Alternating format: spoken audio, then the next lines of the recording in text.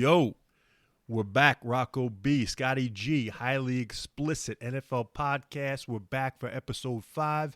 How you doing? This is Rocco B. We got Scotty G. How you doing? Oh boy, we got a big one today. I told you, I'm excited. everybody, episode 5 was the debut of Dr. Tomas. We fucking got him, baby. He's got this crazy-ass take that the Tampa Bay Buccaneers, the defending Super Bowl champions, that return all 22 starters for the first time in NFL history, will not make the playoffs, okay? Not make the playoffs. Out of his tits. Ludicrousy. Okay. Get the drug test. But we got a lot of other things to talk about. Big shit happened this past couple days. Deshaun Watson, Mr. Masseuse himself, he's up to 21 lawsuits. He's been busy, man. He's been busy. Blackjack with these fucking lawsuits. We're going to get into that. We're going to get into if he is going to be traded. Is he going to be suspended? What's going on with this fucking guy? We got some pro days to talk about. My fucking favorite. Pro days. We got Justin Fields. We got Big Mac Jones.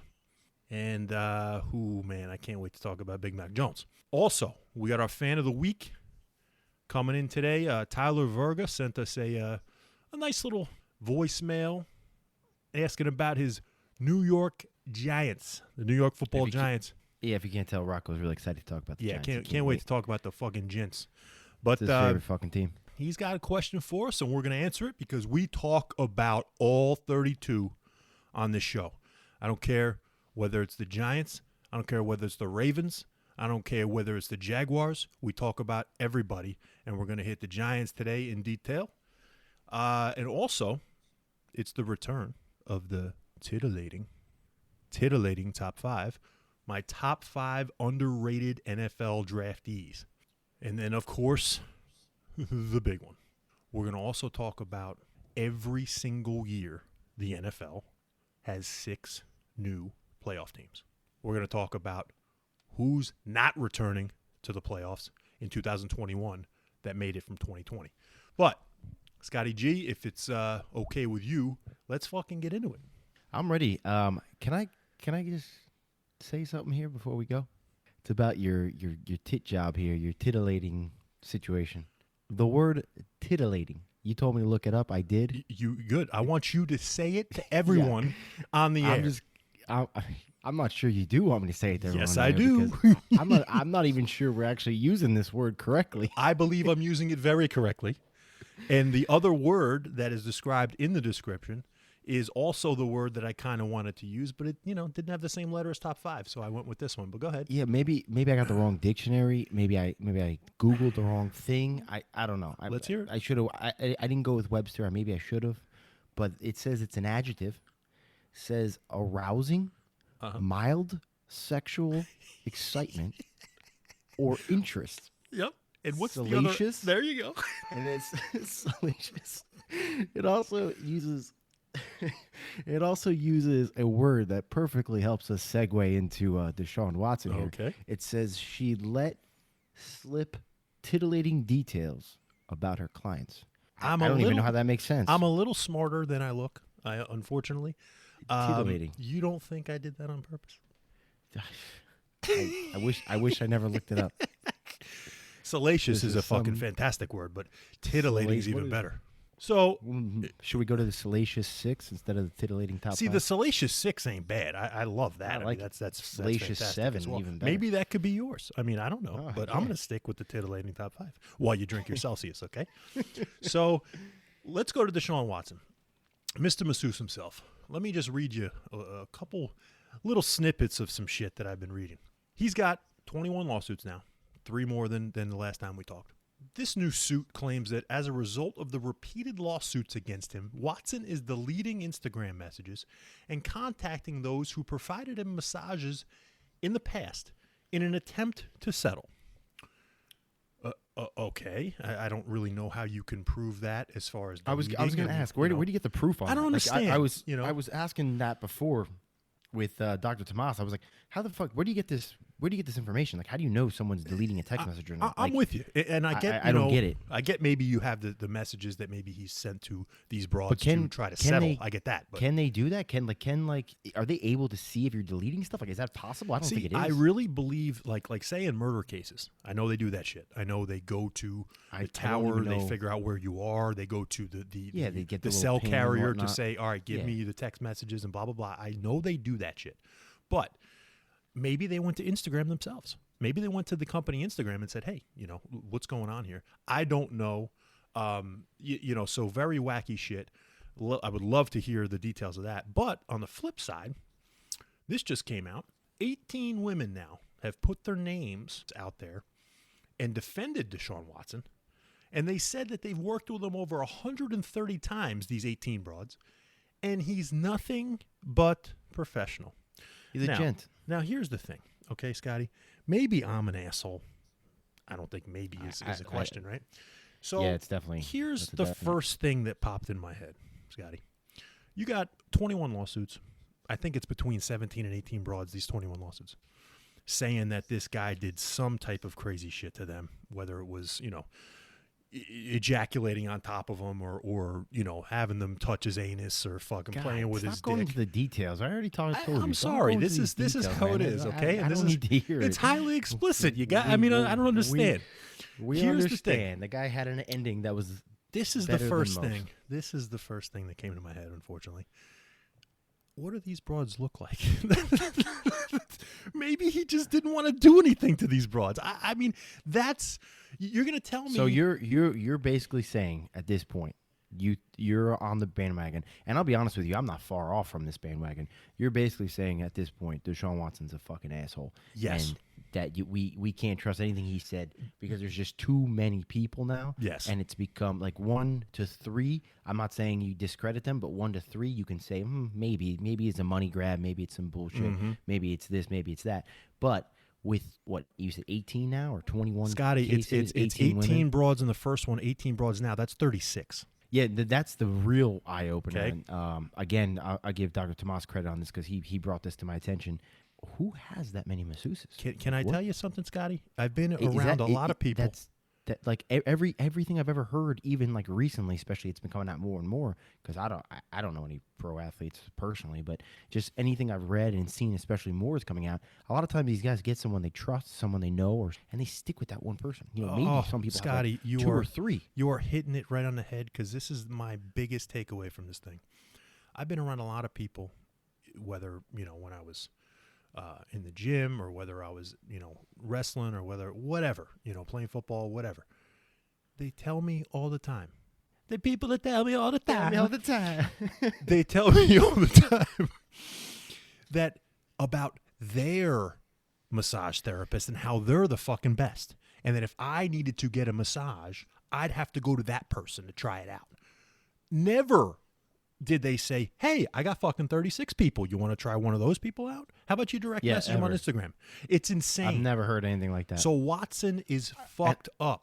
Okay. And I could understand if it was like, hey, this is a deep tissue massage person. This one's good for my legs. Yeah. This one's good for my neck. Even if that's a little extreme, but even if that was the case, I could maybe understand that.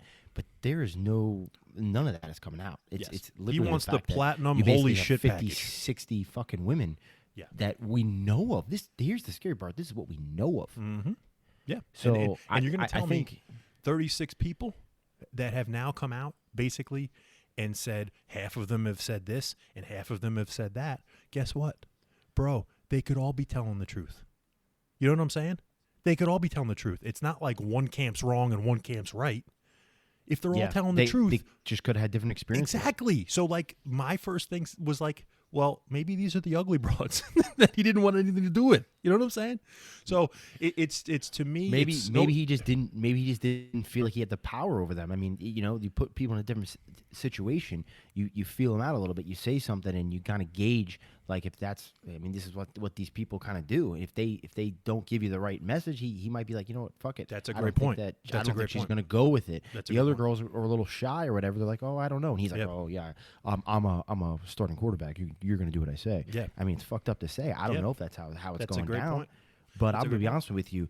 The fact that I don't know and it's even a thought I'm officially out on Deshaun No, Watson. me too, camp. bro. I Me don't. too. I don't want him. I don't want him on the Jets. To me, I'll fucking take this Zach Wilson kid over that fucking guy every day of the week now. Yeah, dude. To me, I think, if you're going to trade for anybody, it's Russell Wilson.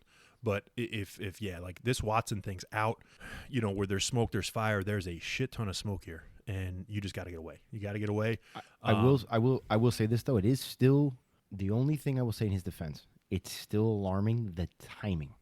It still might. It doesn't make it not true. But the only thing is I've had this conversation, and I do want to point this one thing out. And I'm not saying it's a conspiracy or anything like that. I'm just throwing this out there. These NFL owners, they're not like you and me. They ain't like even these celebrities or even like a LeBron James, who I like to bring up all the time for you. God. They're not people that have a little bit of money. They have like the top 1% amount of money in the world. Yep. They're billionaires. Yep. There's only a handful of them in the world. Mm-hmm. These people have more power than most people on the face of the planet. It is a little suspicious. Who knows what's going on behind the scenes? But that still doesn't mean it's not true. And it's still, either way, is an alarming red flag that I would stay as far away from as possible, especially being a fucking shit show organization like the Jets. You don't need any more fucking bullshit. No. And talent is like we said before, talent trumps all usually. And unfortunately, in this situation, it's going to trump again, because this is another almost hands-off take two that I won't go too deep into. But if we gave fucking Michael Vick another chance, we're going to give this kid another chance, right? So, he'll get another chance. Yeah, of course. Sure. I'm not denying that. Yeah. I mean, especially if this, which I don't think he's going to do any jail time personally, but especially if he may in a year, he may. You're right. Yeah. But in a year or two, it's as sad as it is to say, it's going to be a lot of it's going to be forgotten about to a degree. Absolutely. I mean, look at Big Ben. I don't want to bring that shit up. Big but Ben, he was Ben known for being the creeper of the fucking town as well. Absolutely. But like I said, I think the Vic thing is even crazier to me. But he was just fine a year and a half later. So I just so let's just get off of the whole masseuse deal. I want to kind of get into this article that Aaron Wilson from the Houston Chronicle, guy who covers the Texans a lot, said. He also said that pump the fucking brakes on you thinking that he's not going to get traded.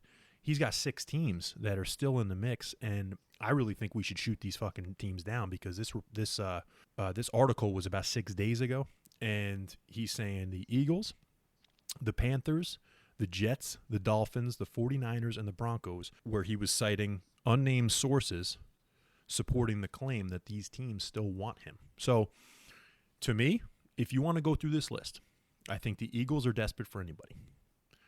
The Panthers, they got the firepower to trade for him, but I think they got their guy in the draft. I think they're going to move up in the draft potentially.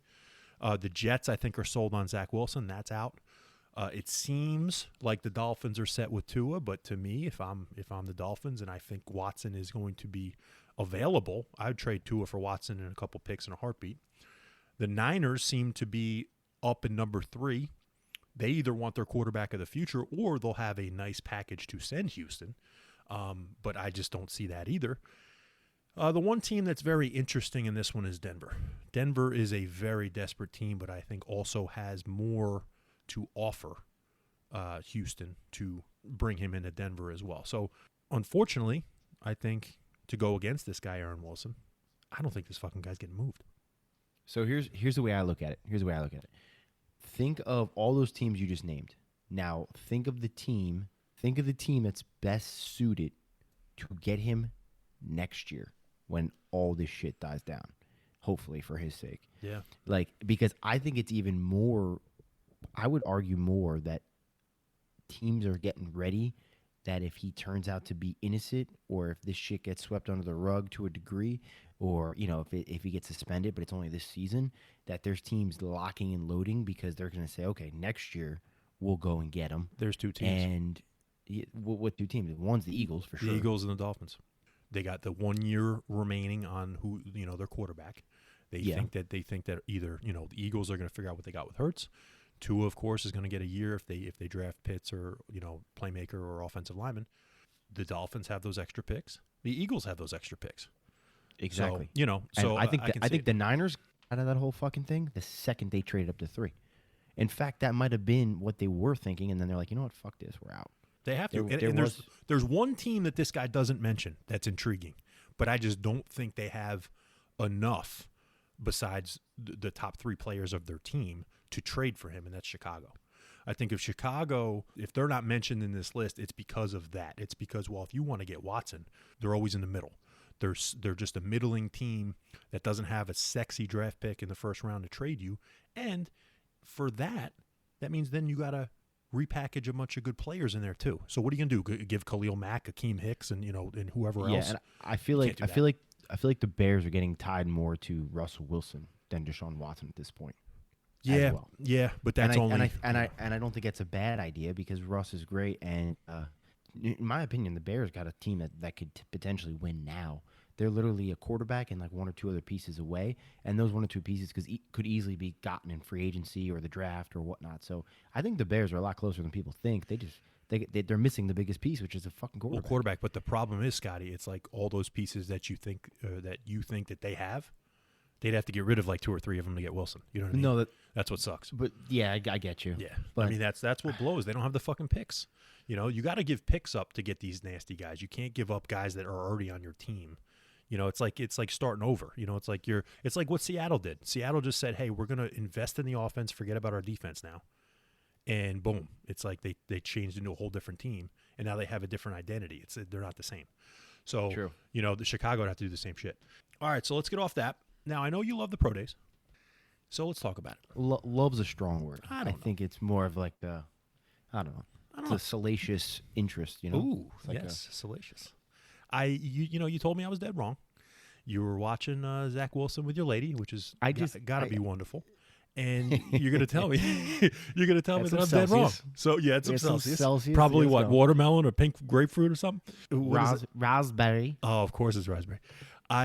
You told me that I was out of my tits for not taking this pro day seriously. I think you're out of your tits on the way you analyze it. You knocked it down like it was dog shit, like it was nothing. And I'm just trying to tell you, there's definitely more to it than the way you looked at it. Is all I'm saying. Okay. Well, there's some merit because I'll tell you. I mean, there is some merit because you want to see what a guy does with everybody looking at him. But really, other than that, like I said, with Wilson, if he came out and had a couple bad throws, you're going to change your mind? Not really. Maybe. I don't think so. Because guess what? Then we're going to have to change our mind about Big Mac Jones. And I'm calling him Big Mac Jones from now on. Do you see what he looks like? He looks like he enjoys a Big Mac or two. Holy shit. That to me, he looks more like Bill Belichick with his shirt off than playing for Bill Belichick, in my opinion. So I don't think that I can take a guy that not only, just had 1 year when I thought that the other couple years that he was playing, he didn't look good. On top of the fact that how aren't you taking care of your body? You're going to be a professional football player. You're not a punter. You're not a kicker. You're not a long snapper. You're not one of these, big fat defensive tackles that just swallow up 2 guys. Dude, you're the quarterback in an athletic league now. He looked terrible, He did look terrible. And you got Belichick there watching him along with a bunch of other guys like Lynch and Shanahan and a bunch of other teams. And he makes a couple overthrows, and these coaches are looking at him like he can't play the game anymore. Like, what? It's a shame. Terrible. It's a shame. Terrible. Young guy. God, I love that movie. I just don't understand how the pro day can either boost a guy's stock so damn much or crush it. I just don't understand it. So people are probably getting off Mac Jones on this because of his throws. I'd get off of him because of what he looks like and also because of what he had around him. That's why I get off of him. But I wouldn't get off of him because a couple overthrows in a pro day. All right. Can you calm your tits here for a minute and let me? You got 2 things you're arguing here. It's not just one thing. Your first thing. What do you want me to go with first? The fact of how he looks. Let me just say this to you. I will say recently more and more of these quarterbacks are coming out in pretty incredible shape for the most part. But in the fucking past, have you looked at these fucking guys? I don't know if you noticed, but a lot of these quarterbacks don't usually look like they don't look like football players, to be honest with you. You think fucking Tom Brady looked like a fucking Greek god at his fucking you're right. combine? You're right. Do you think how about Big Ben? Did he look like he was in the best shape? How about Joe Flacco or Eli Manning? Eli Manning still looked like shit playing. I mean, Phillip Rivers never looked like he was fucking yoked. A lot of these guys never look like they were super in shape because it's like I don't want to compare it to baseball because it's a completely different sport, but it's one of those things where if you get too masculine and too muscular, it restricts mobility, it restricts I your agree with throwing that. motion. I agree with All those things come into play, which a lot of these guys stay more toned. It's different type of muscles. So I get it. They don't give a fuck if they got a six pack. I don't see or if any. they got I don't see any muscle in this fucking- guy. I see a lazy body. I don't see an untoned body. I don't see an athletic, like wiry body. This dude looks lazy, and that's the problem. He looks This lazy. guy was the starting quarterback for Alabama. I know, Like, but so was this Jalen guy Hurts. was Jalen Hurts getting- fucking jacked. You know. True. So True. it's that's my problem with this Jalen guy. Hurts is more mobile though. He's a mobile Yeah, but Joe quarterback. That's Burrow how he- looks good too.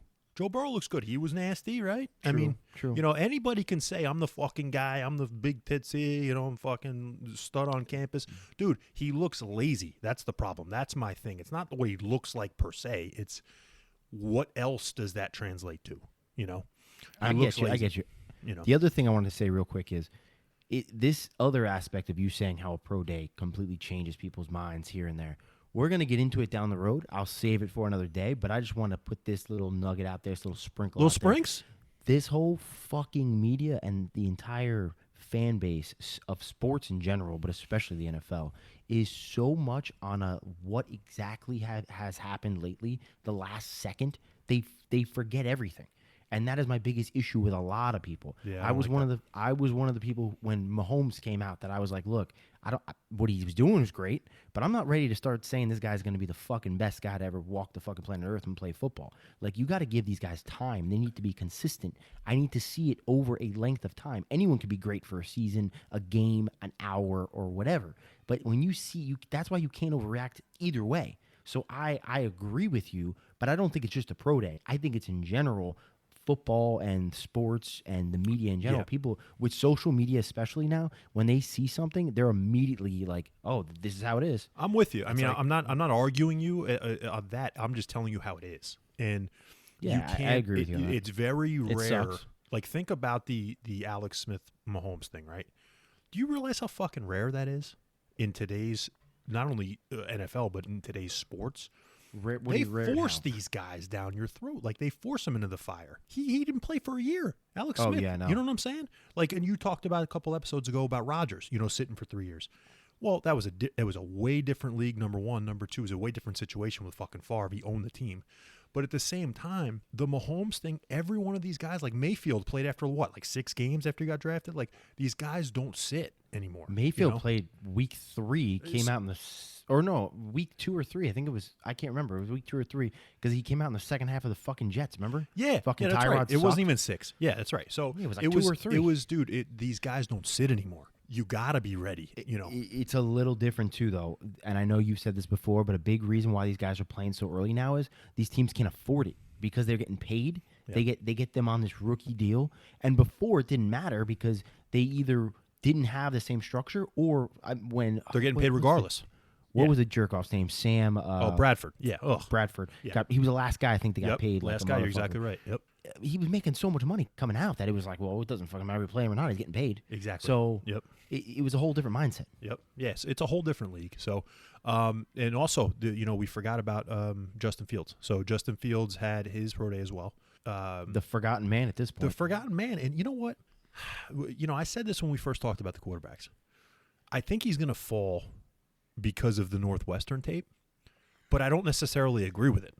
You know what I'm saying? I don't really think that, to me, the hype that Mac Jones was getting for that year that he had, the hype that Trey Lance is getting after not really knowing who this fucking guy is, the fact that Justin Fields, the guy who came out in these big games and showed up, is getting, kind of thrown under the rug, I think it's going to help him out, bro.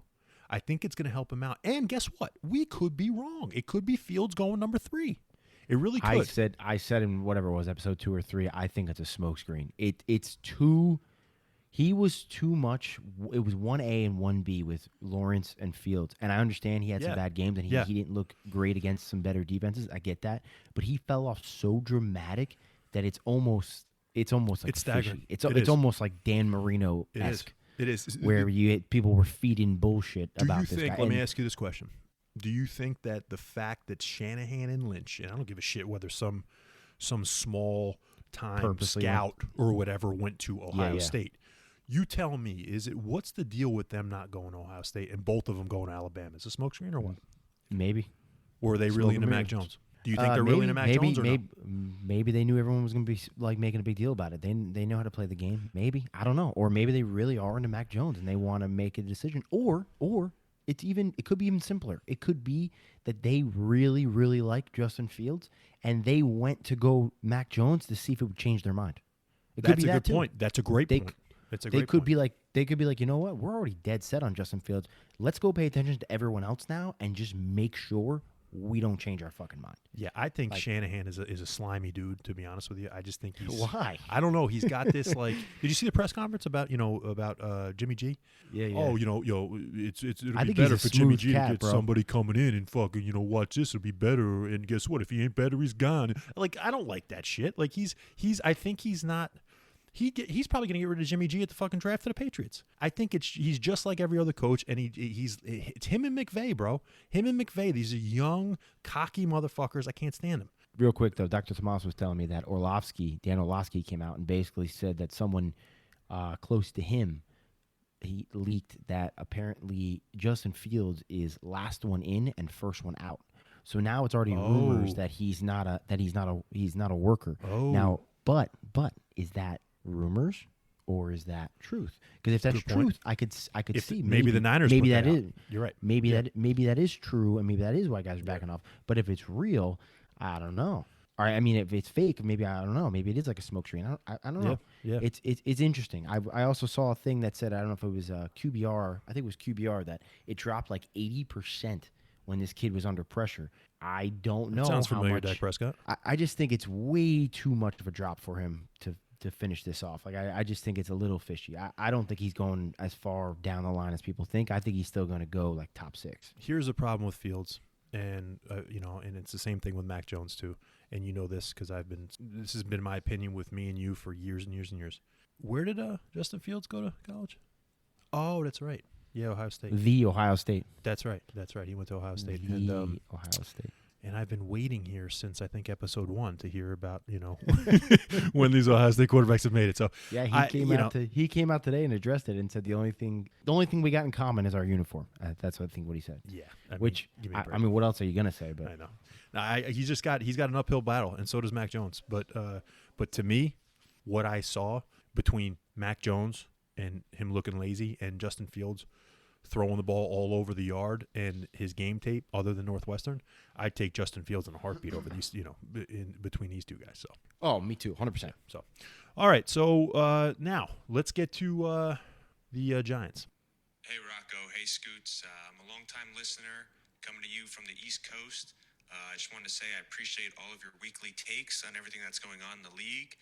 I wanted to hear your thoughts on the NFC East this year. I think we can all agree that the Giants right now are the heavy favorites to win this division. I can't really see it playing out any other way, barring any major injuries. And now that they have acquired Galladay, I'm anticipating, like many others, a Super Bowl run. I have friends who follow this team very closely. They're saying that they're starting to see the beginnings of a new dynasty, potentially, comparing this team to the next Brady-Belichick duo. Oh, boy. I wanted to hear your thoughts on that. Is it too soon to say that, or do you think they're spot on? Thanks. All right. Well, that was our boy Tyler Verga, and we love him for asking the question. And I got to ask him. We appreciate him listening. We appreciate him listening. Absolutely, he is our fan of the week. I don't appreciate that we got to talk about the Giants, but of course we will. I'm just not sure who Kenny Galladay is. I know who Kenny Galladay is, but. So yeah, I'm not the guy to make the fun of him for that. Did I hear him Mackay Pfeiffer Parsons? Mackay Parsons. What'd you say? Mika Mackay. You just kept saying whatever the fuck it was. Just wasn't Micah. Did I hear the word dynasty? Yeah, I mean, I'll be honest with you. I'm not going to tell you my thoughts on it exactly, except the only thing I'm going to say is he's fucking nuts saying the words Giants and Belichick Brady dynasty at this point with Dana Jones as the quarterback. That's the craziest thing I've ever heard. But the rest, out of his tits. Yeah, that's what you should say. The rest, no, I'm not going to because the rest isn't that far off. But go ahead. Oh, well, I would say let's just go there because There's 3 fucking glaring holes on this team. 2 of them are on the field and 1 of them are on the sideline. You got Daniel Jones, turnover monster. I understand. Who else were you going to get in the 2019 draft? I get it. Kyler Murray went number 1. Dwayne Haskins went 15th. You know how that went. I get it. You know, that was the year that Nick Foles got the big money in free agency. I get that you know that was your only option. I get it. I don't get why you didn't take Sam Darnold or fucking Josh Allen the year previous before. years. I never understood that. There you go. Fucking Saquon Barkley. But go ahead. That's the start of it. But then again, you know, who knows? I mean, Saquon could be, if he stays healthy, generational, but we'll see. But their offensive line, to me, is so bad. They have 2 terrible guards. Okay. Guards. Okay. Their guards. You got Shane Lemieux, who was ranked 80th out of 80 guards by Pro Football Focus. 80th. He was dead last. He was also dead last in pass block win rate by Pro Football Focus. Will Hernandez, the other guard, was 53 out of 80 overall and 41st out of 70 with pass blocking. They have an awful interior line. They're starting 2 brand new tackles to protect a guy who gives up the ball like crazy in Daniel Jones. On top of that, you got Mr. Clapp himself on the sideline, Jason Garrett. And that's, to me, your 3 glaring holes, right? Garrett. The 3 glaring holes on this team. Now, if you want me to talk about the good, I think this team's offense, besides the line and besides the turnover machine quarterback, they're going to have Saquon coming back. They got Kenny Golladay and Kyle Rudolph coming in. Their defense is solid all over the place. Problem is their secondary lacks a little bit of speed. I think Adoree Jackson was way overpaid. He gets toasted way too much. Doesn't have any picks. He's got 2 picks in his whole career. Their offense can only get better. They were the 2nd worst offense in the league, only behind the Jets last year. Their defense was and again, I'm fucking Sam Darnold. I'm the Jets guy, right? You know, besides Dallas, I will root for your Jets. The defense was 9th best, which is a good thing. But their point differential was their 9th worst in the league. Dynasty, not even fucking close. Tyler, you're not even going to finish 3rd in this division this year. Who's real quick? Who do you got winning this division, and where you got the Giants going? It's going to be a battle between Dallas and Washington, and I really believe that Philly is a fucking mess. But here's why I say that they're not a lock to finish last. I believe in Jalen Hurts way more than I believe in Daniel Jones. That's why I'll say you got the Giants in the basement. You got them. Well, we're talking. Last? What the fuck is the basement? We're talking. The Eagles could be 5-11, and the Giants could be 4-12. I mean, in that division, the fucking basement could be 2 wins. That's what I'm saying. It's not a big 6-7 wins. Almost won the fucking division. And guess what, bro? I haven't even acclimated yet. I'm saying 2-14, 3-13. We got 17 games next year, bro. I'm not there yet either. It's crazy, but no, I don't think. I think 5 wins and 4 wins between Philly and New York. That's it. That's who it's going to be. Joe Judge is a great coach. I think he's one of those X's and O's guys. I don't know if he's going to be a great head coach, especially with Daniel Jones. And then Dr. Clapp on the sideline, probably waiting to take his job. But I just Dynasty is insane, and like I said, I think the power in that division lies with Dallas and Washington. I'm going to give you my opinion on it. Personally, I think Giants win this division next year. Holy shit! I think they should have won it last year. I want you to tell me why. I need to know why. I'll tell you why. First off, I don't believe in the Washington football team, and to me, I'll give them credit where credit's due.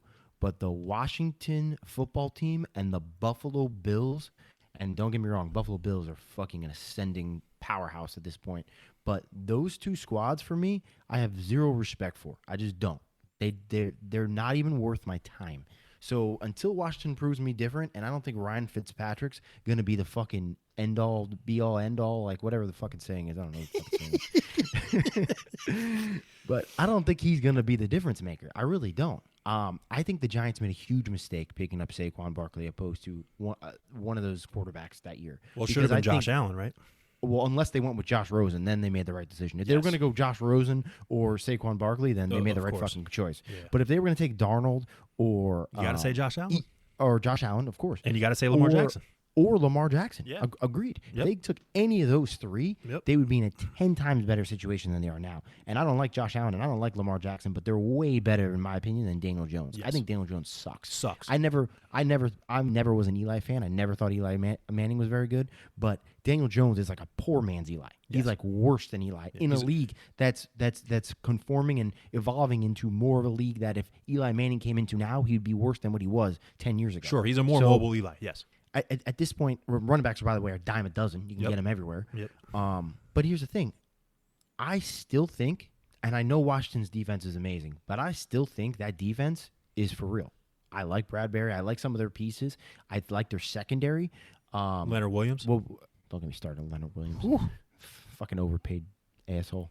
But he's been performing well for them. He's been playing well for them. Yeah. Logan Ryan, I think, is still on the squad. Yeah. Jabril Peppers. Jabril Peppers and Peppers. Logan Ryan in the back. The defensive backfield. Like I said, Adoree Jackson got overpaid, in my opinion. But but they got a solid backfield, and the front seven's okay. I mean, it can do better. I think Washington's front seven is better. I think Washington. Actually, no. Giants have a better, I think, run game right now because Gibson I like, but McKissick. I mean, he's okay. But I'll take Goldman and Saquon, a healthy Saquon, over those two any day. Like those are stud running backs. That's a big key, healthy Saquon. Yeah, and that is a big key. But I personally think the Giants have what it takes. I really do. I think it's a well-ran organization, and I think that matters. On it. Oh, you don't think it's a well-run organization? Dude, Gettleman's one of the worst GMs in the league. Look, he's insane. He's insane. Rocco, I'm not talking about the fucking guy who's there now. You're talking I'm about not talking about I'm talking about in general. Yeah. Like you could put Jeff Fisher to coach the fucking Pittsburgh Steelers, and they could be miserable for the next 3 years. I would still say the Steelers are a fantastic grand organization because it's some of these there are a couple key organizations in the NFL that they have great ownership and they do the right things. They haven't had a lot of coach changeover. They haven't had a lot of issues or this and that. And unfortunately, I hate to say it because I'm not a huge fan of the New York Giants, but they're one of them. Here's the mistake they're they made. one of them. They will make the flip after Gettleman gets fired, which he will, and they'll come back. They have the pieces, and I think this year they will make a difference. I really do. I'm not scared of Dallas right now. Their defense is trash. I'm not scared of fucking Philly right now. They're going through a fucking whirlwind. The only team you got to worry about is Washington. Are you really saying you trust the Washington football team, a team that doesn't even have a fucking name, and Ryan Fitzpatrick? let me tell you one thing real quick. I think the number is up to 14. I could be wrong. It might be 13. It's 13, 14. Fuck, who knows? It might be 15 teams that Ryan Fitzpatrick has been on. Do you know how many times he's made the playoffs? Guess. Zero. Yeah, he's a fucking curse. I know. Any team he goes to will not make the fucking playoffs. Last year, Miami Dolphins, there's no reason they should not have made the playoffs. The year he was on the Jets that he fucking did great for us, we were 10-6. All he had to do was fucking win one fucking game. This guy throws 3 interceptions on fucking. He blew it in the red zone. With the Jets. I think you're holding a little bit too much with the Jets because that last Week 17 game. I get it. You know why the Miami Dolphins didn't fucking make the playoffs last year? Why? Because they should have rolled with Fitzpatrick the whole year. That's why. If Fitzpatrick played the whole year, they would have made the playoffs. He's a fucking curse, man. So here's the thing. He's a curse. And I don't know how the hell you're not, and I'm not, this isn't a homer thing to say. I don't know how the hell you're not worried about Dallas. You're the biggest Dak fan in the world. Their defense is gonna get better, and they got Dan Quinn in there to run the defense now. It's like, and their offense is gonna keep everybody basically. Because defense wins championships, and they ain't got no defense. The defense is gonna be way better. Their defense is gonna be schematically better. But they still got who the fuck's a playmaker on defense in Dallas? Well, they're gonna have Trayvon Diggs. Maybe the linebackers. Other than the linebackers, if they come back to what they were, I don't even know if they're gonna. I get it, but you got Trayvon Diggs, and then they're probably going to draft Patrick Surtain, his fucking teammate from University of Alabama. They're going to be locking people up. If they do that, I might think a little different. Yeah. So you got to think Dallas has got to be up there. But for you to say that the Giants are going to win the division is almost just as crazy as Dr. Tomas with Tampa Bay. So I think Giants win it. But Tyler, actually, I think it's pretty safe to say, considering the NFC East has not had a back-to-back fucking division winner in God knows how long. Yeah. And 2, your division sucks. So honestly, who knows? I know. I don't think it's the craziest thing to ever say. But to me, for me not sounding like a homer, it sounds like Dallas has got it wrapped up. I mean, that's what it sounds like. But That doesn't Tyler, sound like a homer at all. Tyler, thank you very much for the voicemail. And, let us not talk about the Giants again, please. But listen, fans, if you got a team that you want us to talk about and go in depth on and hear a bunch of different shit, throw it at us and we'll talk about it. Let's give Tyler Verga a little plug here too. Apparently, he was a fullback for Monmouth University. Mm-hmm. Played special teams with your boy Chris Hogan. Chris Hogan Correct? from the New England Patriots. Yes. Yeah. That's badass. 1AA Monmouth football. So thanks again, Tyler. But get ready for the titillating. I said titillating top 5. We're doing the underrated NFL draftees this year. Guys, to me and to Scotty G, that they're not going to get to play on day one.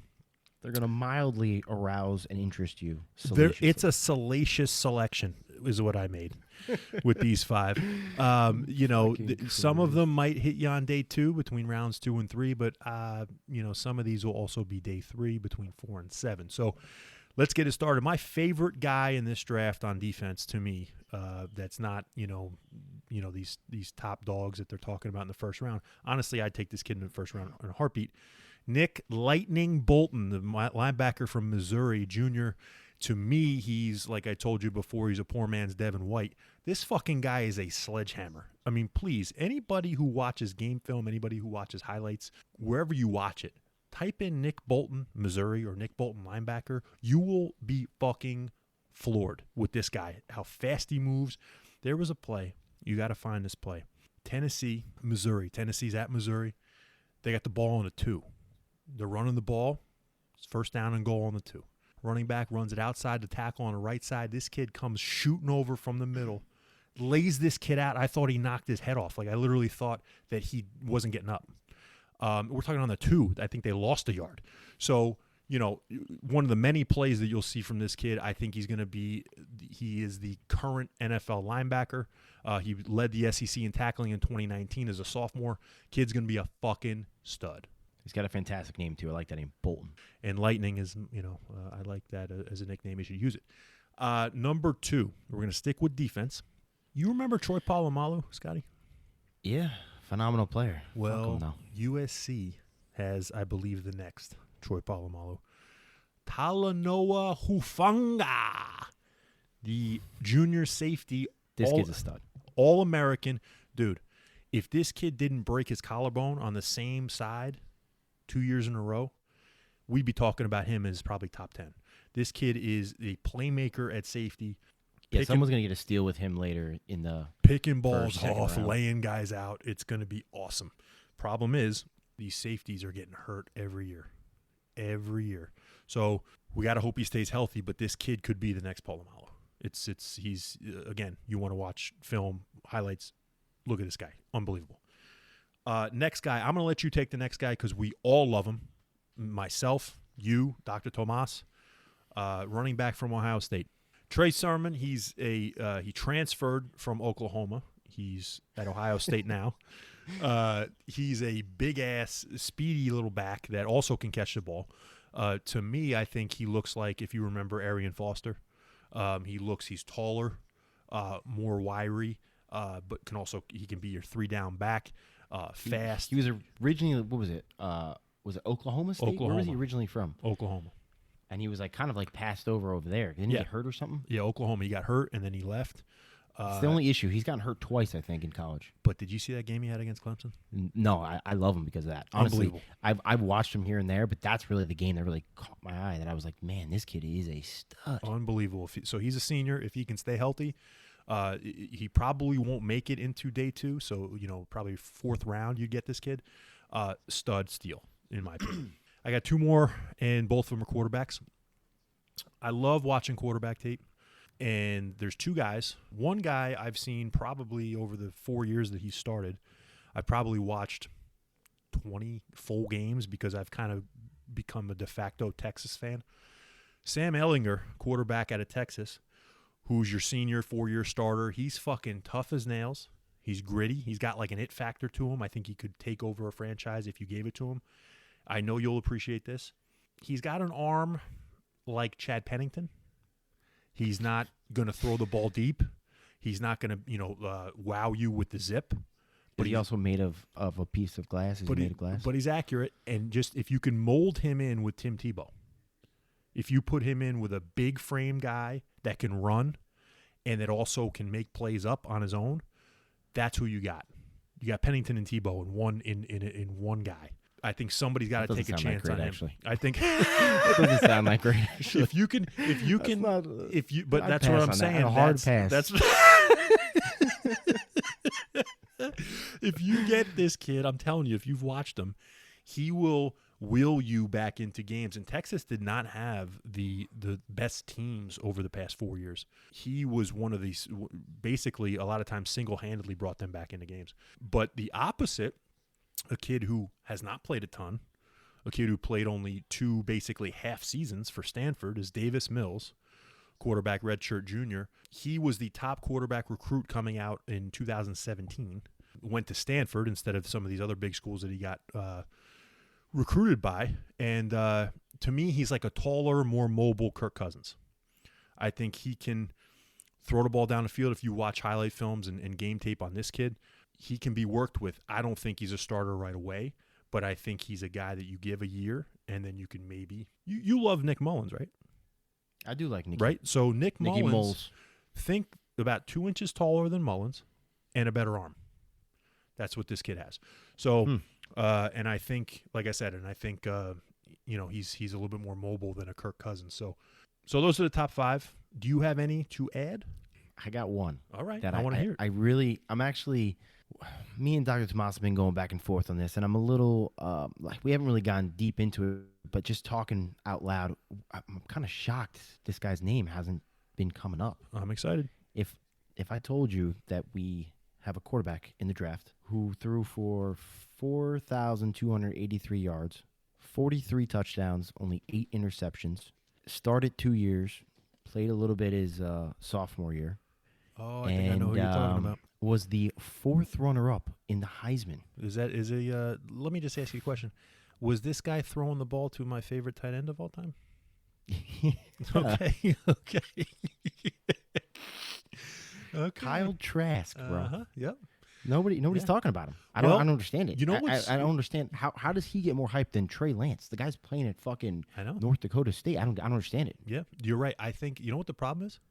He has no flash. Like there's no okay, he can either run or he won a national title or whatever. I'm with you. I mean, what was he, 4th in the Heisman? It's fucking crazy. Yeah, that's what I said. Yeah. But here, I'm not comparing skill set. I'm not comparing look. I'm not comparing any of that. I'm just comparing the fact that coming into the draft, he was kind of overlooked and a lot of people were down on him and weren't really talking about him too much. And he was always considered like one of the outliers. I'm going to compare this guy. I could easily see this happening to being like a Justin Herbert, a team that's a little bit more established that just takes a chance on him, and he turns out to be one of the top guys in the fucking draft. I think that's got this shit written all over it. I think that's ballsy. I think you're right. I like him better than Mac Jones. I'll tell you that fucking right now. You know? And that's what I'm saying. Yeah. And that's what I'm saying. I don't know if he's going to be great. I really don't. He might suck. But I think the only difference between this year and last year is there wasn't really much. You had Tua who got hurt. You had Joe Burrow who came out of nowhere. So it was like, all right, Justin Herbert was basically like the 3rd guy people were talking about. This year, there's like 5 guys. So it's like the 6th, 7th guy, which I don't know how he becomes a 6th, 7th guy, but it's easier to push him out of the limelight, out of You're the exactly eye. Right. But it's like if this was a weak quarterback class, people would be all over this guy. You're exactly right. And right. it's like the fact that it's not. I mean, dude, imagine if he was 2 years ago. Imagine if it was Daniel Jones and Dwayne Haskins, after Kyler, of course. But imagine that. Trask would have went number 2, you know? Do you imagine? I mean, he could go in the 2nd round. I don't know. He is going to go in the 2nd round. I mean, it's I know it's crazy, but I really believe unless he's like a Teddy Bridgewater and a Lamar Jackson where someone comes in and trades in for number 32, I get that. I mean, I could see that happening maybe, but no, Trask is the fucking truth, man. He's for real. Ready? Here's my pre-draft prediction. Round 3. Everyone forgets the guys even on the fucking board. Yeah. Jerk off Bill Belichick scoops him up. Round 3, you say? Yeah. Holy shit. Watch. I mean, I'm saying round 3 because I'm just joking on that he's going to slip. Maybe round 2. I'm just saying the fact he's probably going to the Patriots. Yeah. Well, that's a Patriot move. That's got New England written all over it. Listen, I've said it. Man. I've said it too many fucking times. They're not taking quarterback at 15. It's not happening, and they're not trading up either. That's why I said second or third round. That's what I'm saying. You're right because they're not going quarterback in the first round. It's not happening. From what I remember people talking about Dak Prescott and Russell Wilson, and they both slipped dramatically. Yeah, I remember Dak Prescott being talked about as a potential like a first or second rounder for a little bit, dude. And then like he was almost like nah. Dak Prescott was before his senior season was first or second in the Heisman. Like they thought he was going to win the Heisman. Yeah, and he was in the SEC playing for Mississippi State. He was up on the Heisman, voting, pre-voting for the year that he was going to be a senior. And then, dude, he's a 4th rounder. I mean, I get it, man. Trask is so underrated. Do you wonder, okay, he had the best tight end in history, and he had, some pretty good receivers with Tony. And, so I don't know, but I liked what I saw from the film and the highlights I was watching with Trask. I like what I saw. I really feel bad for Kyle Pitts because this cat's done nothing wrong. He's done nothing bad to me, but I'm going to root against him his whole career now because of this. Mr. I'm going to root against him because he's Mr. Potts and everybody loves him. Mr. Pots and Pans. This kid is good, and you're going to hate this because, you know how we are. And I don't necessarily hate it because I think he's going to live up to it. But you know what he said today? He runs a 4.44 at his pro day, and you know what he says afterwards? Yeah. He said, I'm going to be the best tight end ever play. That's what he said. So people were like, huh? But, I kind of like it, but at the same time, I don't know the context, like his facials with it. I just don't want him to be cocky about it. But I really think in the new league, he is what the tight ends are going to be. All right, baby. So I want to talk about every year. There are some stats that pan out every year. And one of the stats that pans out, there are 6 new NFL teams that make the playoffs every year. And Scotty and I are going to go into who are the 6 from last year that are not going to make it. That's what we're going to go into right now. Scotty, I want you to kick us off. You want me to start? Yep. I was going to say, Rock, do you want to maybe remind the audience of who the previous year's playoff teams were? I think you were reading me perfect. I want to mention last year was the first time that we had 7 teams per conference in the playoffs, 3 wild cards. So we're going to go over who made it last year on the AFC and NFC side. So the AFC, we had the number 1 seed Kansas City Chiefs, the number 2 seed Buffalo Bills, the number 3 seed Pittsburgh Steelers, the number 4 seed Tennessee Titans, the 5 seed Baltimore Ravens, 6 seed Cleveland Browns, and 7 seed Indianapolis Colts. In the NFC, we had the number 1 seed Green Bay Packers, 2 seed New Orleans Saints, 3 seed Seattle Seahawks, 4th seed Washington Football Team, 5th seed Tampa Bay Buccaneers, Super Bowl champs, 6th seed Los Angeles Rams, and the 7th seed was the Chicago Bears.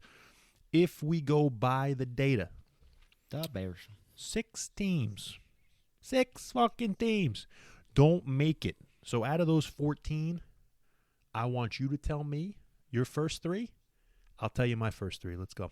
I'm gonna go. I might go 7 teams because I can go 7, and I think with 2 extra spots on the wild card, I think it's possible the average could go up as well. So I'm just gonna start rolling off. All right. I'm gonna start with the NFC, and it pains me to say this, but I'm gonna start with Seattle. I don't think Seattle Seahawks are gonna make it. That's 1 for me. Also, the New Orleans Saints. I don't think Nolans makes it. Ready for this? Oh boy. The curse lives. The Washington Football Team will not make the playoffs. I agree. So I got another one. You got another one for the NFC. I got another one for the NFC. 4 of them in the NFC. Let me hear it. The Chicago Bears will not make the playoffs. I will agree with you on 3 of those. I have 3 teams in the NFC not making it. The Chicago Bears, the Washington Football Team, and the New Orleans Saints. We differ with Seattle. But, okay. All right, now let's go to the AFC for you, pal. AFC for me. All right. I feel like you're going to say something about this, too. I got the Tennessee Titans not making the playoffs. Mm-hmm. I got Baltimore Ravens not making the playoffs. So what number I'm at? We had 4. What I have? 4 in the NFC? That's 6 for you right there. All right, I got one more. You ready for this? Uh-huh. The Buffalo Bills. Holy shit. Wow. Okay. Wow. I can't listeners, we got such a loaded show still left to do with Dr. Tomas that we're not going to get into number one, why the hell we pick these teams, but number two, who we think now is going to replace them. We will hit you with that shit, episode 6. Let me finish this up. I think you're fucking insane for saying the Bills ain't going to make it. My 3, because I only have 6. You have 7, I have 6. I don't think Pittsburgh makes it. I think Pittsburgh is out. I can see Cleveland having an off year, and I am not ready to say what I'm about to say until Dr. Tomas comes on with us. So I'm going to save that for when Dr. Tomas comes on. You only got one more? You got one more? I got one more, and it may knock the socks off of everybody who's listening. That's what we're going to need. We're going to need Dr. Tomas here because I do want to drop my last team that I don't believe will make the playoffs next year in his presence. So, fans, listeners, it's what you've all been waiting for. The curtain is opening. We got the fucking debut of Dr. Tomas next. We've opened the curtain. This is the debut. The resident PhD of breaking news, Dr. Tomas, lifelong friend. But we don't understand. We don't understand why he doesn't think Tampa Bay is going to make the playoffs. We needed him on the show for a little bit more than the breaking news. We got to figure out what the fuck's going on. Dr. Tomas, the floor is yours, pal. Rocco, great to be here. Yes. Finally making my long-awaited debut. Yes. I just need to clear things up first. All right. I'm not too familiar with the format of being highly explicit. How many cuss words do I say per minute? Is there a quota to hit? Need to be filled in there. Well, honestly, it just depends. If you listen to our episodes, we got Rocco B being completely, fuck-fested, and then all of a sudden the next episode you got Scotty G's all fuck-fested. So you do you, Dr. Tomas. I want you to be you. I just really want you to get down. The answer is 3 fucks per minute. 3 fucks per minute. Okay, well, I'm way over that. I think. What does a shit count as, though? Shit is nothing. Come on. Okay. Fuck, shit. Shit's on we fucking. should be good now. I'm ready for the combo. So go ahead. I want you to go into Tampa Bay and why you think they're not going to make the playoffs. Yeah, well, I heard you guys give me the rundown on episode 3. I don't nearly think this is as controversial of a take as it was made out to be. This was just a casual conversation. It's something that Scotty and I cover all the time. There's so much turnover year to year when it comes to playoff teams, who's in, who is out. Mm-hmm. And how many years do you go where you see that team make the playoffs, make an extended run, and then once they get there, you're like, where did this team come in hindsight? Now, I'm not saying the Bucs were that team last year. I think once they signed Brady, they signed some of these other guys, Gronk, they were getting a lot of hype, but people weren't quite sure how they were going to piece it all together. You're exactly right. And they were the wild card. They were the 5th seed. Yeah. So you're exactly right. So as the season went along and they started putting things together, I think Scotty can vouch for me that I was as big of a Bucs supporter as anyone. He was. He was all in. He had him winning the whole fucking thing. The whole thing. Okay. As they were going in the postseason, okay. I was thinking, the Bucs are going to be that team that they're going to be a problem for people. And you want to know why that is, Rocco? It's because they were hitting their stride at the right time. They were hot. I watched that Chiefs game during the regular season. I believe it was Thanksgiving weekend. And I said, you know what? This is a team that after Tyreek Hill absolutely scorched them early, I was like, this is a team that is going to really be a problem if they meet again. And as destiny happened, they did. And look what happened. I mean, just an impressive showing there, but that shows how the NFL works. You have to get hot at the right time. A lot of things went right for the Bucs last year. It all came together, and they won the Super Bowl. It's exactly what happened to your Philadelphia Eagles, if you remember. Yeah, the 2017 season, everything came together. They had an older roster. They made a lot of moves that all panned out successfully. That's what happened to the Bucks this year. So when we're talking about the Bucks and that turnover and everything coming together perfectly for them, I think the odds are in my favor that that's not going to happen again. I'm not saying it's impossible. Anything is possible. But to expect that they will have everything go perfectly, there'll be no injuries. These older players on the roster are going to continue playing with that level of productivity. I mean, we're talking about Tom Brady, who's 80. We're talking about Sue, who's about 67. We're talking about Gronk, who before the season was a WWE champion. Yes, 24/7 champion, as a matter of fact. Yes. We're expecting these guys to continue with that level of performance. I know that they have some impressive young players. I'm a huge Devin White fan. Yep. They have Antoine Winfield Jr. in Stud. the secondary. Love him. Carlton Davis, super underrated year. I don't think Scotty respects his level of play as much as I do, but I remember specifically hyping him up several times during the year. So they have a great team, a great core. Who the fuck don't I respect? Carlton Davis, man, you were putting him down multiple times this year. Gotta love a guy named Carlton. He's nothing to fucking write home about. My whole thing is, it's not just about everything going perfect. I agree with you there. I'm not saying that they're 100% going to go back to the Super Bowl, but what's the idea of you saying they're not even going to make the fucking postseason? No, it's that simple. You don't know if all those things that came together last year are going to happen again. I understand that your take is that we are seeing a Bucks team that towards the end of the year, that was more of the finished product. That was a team that was starting to gel and be comfortable together. So the assumption is that they're going to pick up this year right where they left off. You start to get in those scenarios there where maybe there's a little bit less traction as the year. Maybe they're expecting to go in that way, but now they have that bullseye on them. Yeah. It's not the Brady redemption angle where he's trying to prove that he was the guy that was responsible for those title runs, not Belichick. Now it's like, all right, we've accomplished our goal. What's going to be the follow-up? Here's the follow-up, and it's, to me, it's almost even sexier than getting 7 and just, saying, hey, I didn't fucking need Belichick. I didn't need the Patriots. He's going to do it again. He's going to say, I want number 8. I want to repeat. The last team to repeat was the Patriots and Brady. I want to do it again. And I want to prove that, number one, not only am I the greatest to ever play this game, I'm the greatest that ever will play this fucking game, and nobody's going to touch 8. 7's insane as it is. Nobody's fucking even coming close to 8.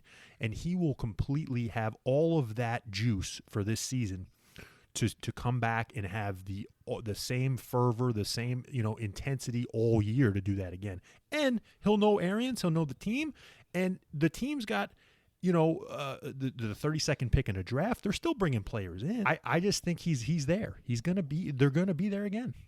I just think it's nuts. They finally gonna have. They didn't have a fucking preseason last year. He didn't know the playbook. There was literally footage of him asking what certain terminology was on the sideline during a game in week 3. Yep. Like, he's got a lot. I mean, Arians didn't even know how to fucking coach the guy yet. I mean, I think it's just insanity. But before we go any further, I gotta know what's your big bomb for the. You had one more team. We had one more, and you never told us. And apparently, you wanted Dr. Tomas to hear it. You said it was a big one. I just wanted to make sure that Dr. Tomas got it all out of his system, because I got 2 things. The reasoning why I think Tampa Bay is not only going to be back, but they're also going to be really in perfect position to go for number 8. Number 1 is, as I've mentioned, 22 starters are returning. Never has it ever happened in the NFL's history that the returning team from winning a Super Bowl is all back. 22 starters are back. That's number 1. And then, like I said, they'll add the 32nd pick. They'll add through the draft and all that. But here's number 2. Going through the data. I'm Mr. fucking research. I like research and I like looking at shit. I said, there's always this thing with me with Super Bowl teams. Super Bowl teams, it just seems like, more likely than not, that one of those Super Bowl teams fucking tanks the next season. And maybe, in my mind, that's where Dr. Tomas was going. He was going that one of the teams tanks, right? Because I went through it in the past 21 fucking years. 2/3 of the time. You're not going to do it. Please don't do it. I'm doing it.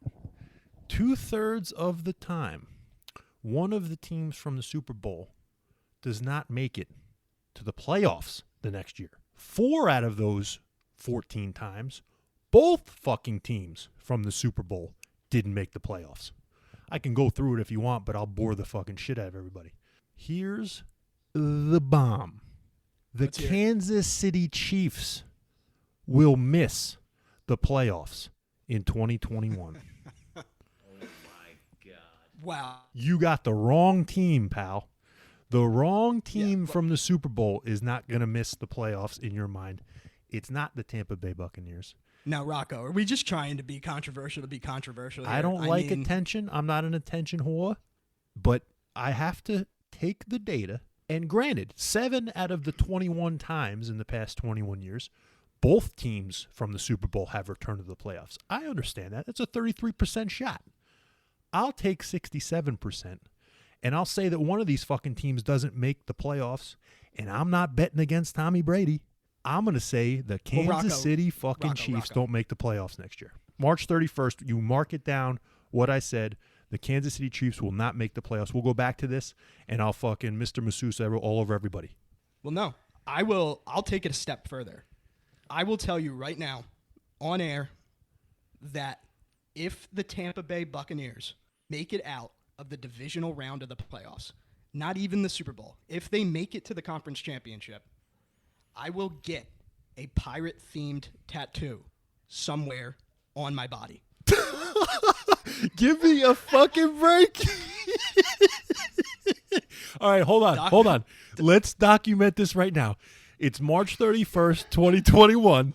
It's Rocco B, it's Scotty G, and it's Dr. Tomas, and we're talking on a highly explicit podcast.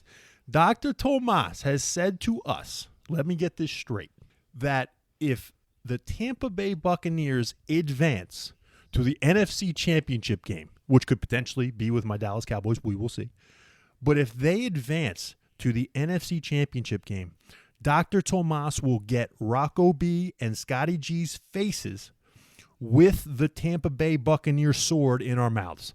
Is that what you're going to do?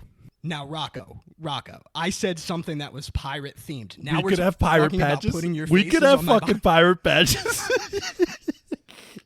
This escalated quickly. This is unbelievable. You're saying This is too much to fucking take in right now. this is unbelievable, I don't even mind I'm lost blowing for words. Scotty, I just dropped the fact that the Kansas City fucking Chiefs, with like the greatest quarterback everybody fucking thinks in the world, will not make the playoffs next year. And then Dr. Tomas had to fucking one-up me. That's unbelievable.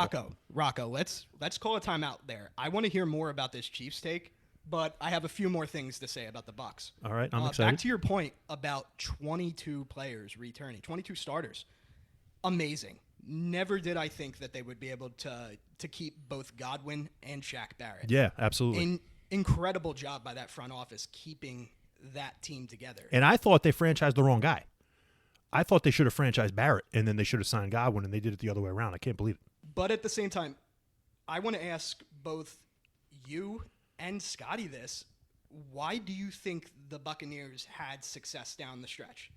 You would agree that it was probably the defense, correct, carrying that team? Well, it's a two-pronged effect. It was the defense, which Todd Bowles did a fucking amazing job. Scotty knows Todd about Bowles Todd Bowles. fucking fantastic defensive coordinator. He's the shitty head coach. One of the shittiest head coaches of all time. But he did a fantastic job with that defense, young defense, so they're cheap. But it was also, I'm going to piggyback on what you guys said earlier about Tommy was just hitting his stride. The goal was hitting his stride at that point. You know, they're fucking 20 games. They're 18 games in at that point by the time they get to the the playoffs, and they were on fire. I know they got smoked by Kansas City, and then they won every game after that. But still, I mean, they were hitting their stride. And that offense looked way different when they started running the fucking football. That team made the Super Bowl run for two reasons. That defense wins championships. That defense came together at the right time, partly because of Todd Bowles. And the other thing is Tom fucking Brady. The greatest of all time. Greatest of all time. But they ran the ball. I He have a couldn't lot do of- it himself. I have a lot of respect for Tom Brady. I think you guys covered this in episode 3, that at a certain point you just have to respect the greatness. I was definitely a Tom Brady hater at one point, but sure enough, I've been converted. Big-time Brady supporter now. But back to that defense wins championship statement. Yep. I think this is where a bit of confusion comes into play. Just because the defense was dominant and up and coming last year does not mean that trend's going to continue. There's a couple recent examples of that being the case. A lot of people were thinking, oh, the 49ers, they're going to be a problem this year. That young defense is going to wreck people. They came in the last year, they got hit with a lot of injuries. Yeah, everybody got hurt. That shows you the variables that can happen. Absolutely. And I understand that Jimmy G is not Tom Brady. They don't have that level of leadership. So if you take it a couple years before that, how dominant were the 2018 Chicago Bears? That defense really did carry them. Sure. And I think it piggybacks also on my point about why I think the Chiefs don't make the playoffs. You want to talk about injuries? You want to talk about, one play can alter a season? To me, Mahomes is not like this Iron Man. Mahomes has got problems. He's got injuries. And they're fucked on the offensive line on the outside. They got no tackle anymore. They brought in Kyle Long. They brought in Joe Tooney. They're set in the middle 3. But guess what? Mitchell Schwartz and fucking Eric Fisher, they're gone. They brought back Mike Remmers. Mike Remmers got his ass kicked in both Super Bowls he played in. One with Carolina, he got crushed by Von Miller, and he just got crushed by Shaq Barrett and JPP. They're going to bring that guy back, and he's the only tackle they got. They got to shore up the tackles. I really just think that there's a chance that Mahomes, as crazy as he is in the pocket and getting away and blah, blah, blah, he's an ankle injury or knee injury away from them being out. So, Rock, let me get this straight. You say Kansas City doesn't make the fucking playoffs. Yep. Dr. Tomas not only says Tampa Bay is not making the playoffs, but he also suggests on getting a pirate tattoo if they don't make it past a certain round. I can't believe it. I mean, you completely one up me, but yeah. Just to stop you there, I never said they won't make the playoffs. I can see a realistic scenario where they don't, but if they do make the playoffs, I do not see them advancing far. Hang on. Now you're saying they're going to make the playoffs? Yeah, I think the exact bet that I just made was they wouldn't make it to the conference championship game. They won't make it to past the divisional round. If they do win a wild card game, then power to them. But yeah, I can see a scenario where they do not make the playoffs at all. I'm not saying that's the most likely. I gotta give you. He's a flip flopping son of a bitch. Well, all I know is let me finish this real quick. Yeah, please. You say Kansas City won't make it. Fucking Tommy over here wants to get a fucking pirate tattoo, and he's also saying defense wins championships is ending. And I'm the fucking one who's crazy saying the Bills won't make the playoffs. Who hasn't made the fucking playoffs before last year? Like they made the playoffs like twice in the last 20 years. I'm the fucking crazy one. You guys are both out of your fucking tits. Don't get me started about the Bills. We've had many near fist fights over Josh Allen. Now, just so you know, Scotty and I have a long history of me getting him quite riled up. One of the biggest Josh Allen supporters compared to him being one of the biggest Josh Allen haters. Yes, we all know the hatred that he has for Josh Allen, and it's now apparently that's gonna have to wait for another episode. I ain't got time to tell you how much I hate. But it also has now boiled over into the Buffalo Bills organization. That is one of the youngest and most talented teams in the league. But go ahead. Yeah. No, we'll definitely have to save that for a different episode. I think we can have an entire Josh Allen themed segment. We have enough material there to last quite some time. But here's the thing, Dr. Tomas, and thank you so much for joining us and coming on and putting yourself out there. And thank you for one-upping me with the tattoo. I just can't believe you're willing to get on that limb and say not only, is it Tampa Bay, but you're actually letting Tampa Bay get in the playoffs, and then it's really just not Super Bowl or bust. It's NFC Championship or bust. That's amazing. Yeah. The first time I even said this, I said it point blank. I was like, oh, yeah, I wouldn't be surprised if Tampa did not make the playoffs this year. That's how it started. Scott just about lost his shit when I said that. Then I was like, yeah, if they do make it, I could see them going one and done. So, yeah, I stand by that statement. They are an older team, and I'm interested to see how that's going to play in year 2. I don't know how that got from they don't make the playoffs to now I'm going to give them to the NFC Championship game. Dr. Tomas taking some of his own medicine. I think he's getting a little fucking loopy over here. I think Dr. Tomas has got to get into politics. I I think it's insane to think that they will make the playoffs. I get you with the injuries. I get you with there's so many variables, but Rocco, the I one don't see constant. this as a backtrack. I'm willing to put Jack Sparrow on my body right now. There needs to be some type of. There's one constant, and it's the GOAT, and I will never bet against the fucking guy. I just can't. Again, it's March 31st. Let's document this now. All right, so Dr. Tomas, again, man, thank you so much for coming on. We want you back. We want you back, and we want you to share some of your knowledge and some of your opinions when we need you, when you're available. That'd be great. Yeah, boys, this won't be the last time for sure. We're definitely going to have to keep track on how the Bucks are doing now throughout the year. And I can't wait to share some more takes with you guys. And if I have some parting words here, it's fuck, shit, fuck. We love to have Dr. Tomas here, but we want to also make sure you know that this show is sponsored by LoadBoost. Oh, we're sponsored now, huh? We're sponsored by our favorite sexual performance supplement, LoadBoost. LoadBoost is a supplement from Vitality Boost for men's sexual health that increases semen volume, orgasm intensity, and increases ejaculation power. Aside from helping you shoot ridiculous loads, LoadBoost's premium blend of active ingredients, pygium, saw palmetto, zinc, and other supporting nutrients are formulated to improve prostate health and your function. You can try LoadBoost today risk-free by going to www.loadboost.com and using promo code explicit10 for a discount. Or you can click the link in our episode description. It's going to help this podcast immensely. Rock. I love this. I love this new partnership. I mean, I'm really excited for it. But I think after this, I finally understand what it means to be shooting in your shorts. I get it now. I really think that now it's I finally get it. It's sinking in. Understood. It's finally sinking in. The Celsius helps you. Celsius helps me. LoadBoost helps others. I'll tell you. And it's finally sinking in. So, guys, once again, that's loadboost.com, and make sure to use the promo code explicit10 for the discount on it. That's the thing that helps us out. It's also good for anything else in the store. So you either type it in or you can click the direct link that we have in our description. But that's it. Episode 6 is coming up. I'm fucking excited. We got a shit ton to talk about. Unbelievable stuff today. What a titillating episode, if I'd say so myself. But all right, baby. So for Rocco B, there's Scotty G, and we'll see you later. Sayonara. Adios.